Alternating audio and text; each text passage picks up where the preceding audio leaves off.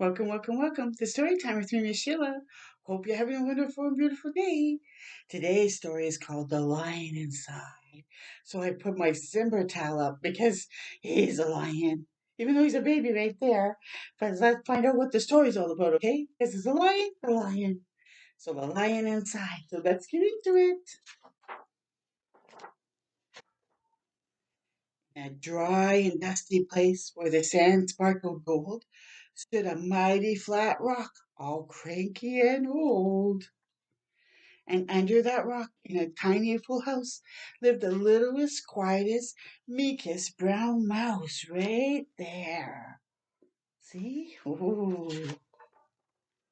He was so very tiny, so incredibly small, that nobody noticed him ever at all. Look at you saying hello right here. Hello, hello, hello. And nobody's hearing him. He got stepped on, oh no, and sat on.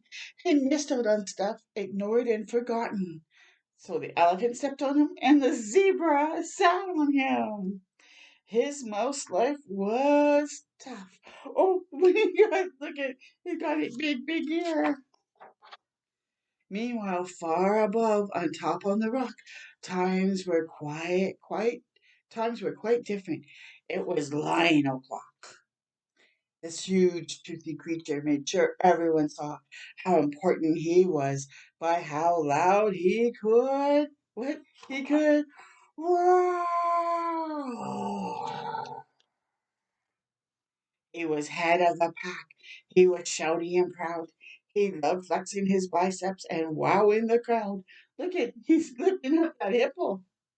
Yes, all were impressed by his mighty king cat. If only, thought Mouse, I could be more like that. then late, then late one dark night, in his tiny mouse bed, the cleverest thought popped into his head. He leaped up in the darkness and held up a paw.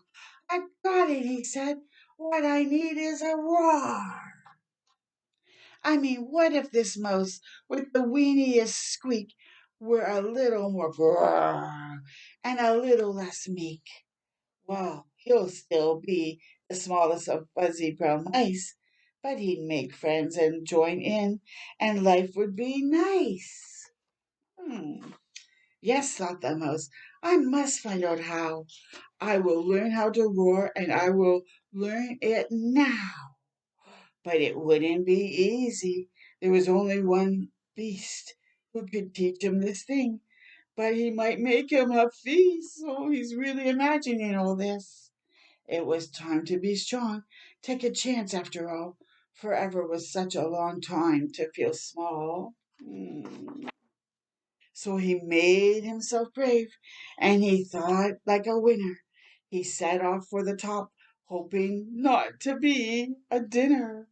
It felt like the scariest thing he could do. But if you want things to change, you first have to change you. The farther he climbed, the closer he got to the slumbering lion reclining on top. Then at last, as he stood on his tippy toes, he found himself suddenly nose to nose. Pardon me, wake up, Mr. Lion. You got company. Squeak. Mr. Lion, what I've come to you for is squeak. Do you think you could teach me your roar? Look at the lion. A silence befell that twinkling plain. Lion opened his eyes and puffed out his mane. Time went so slowly it felt like a week. Then he opened his mouth and let out a. What did he do? Eek! The lion's afraid of him. The lion curled up in a terrified ball. He didn't like this, not one bit at all. Don't hurt me, he whimpered. Oh, try to be nice. Wow, this mighty great lion was frightened of mice. Don't worry, most peeps. I'm here as a friend. Let's hang out together, be pals to the end. That was a magical moment for sure, when the mouse didn't feel at all small anymore. He had found his true voice and learned to speak out, and for that you don't need to roar or to shout. And from that day and always, the two were a pair.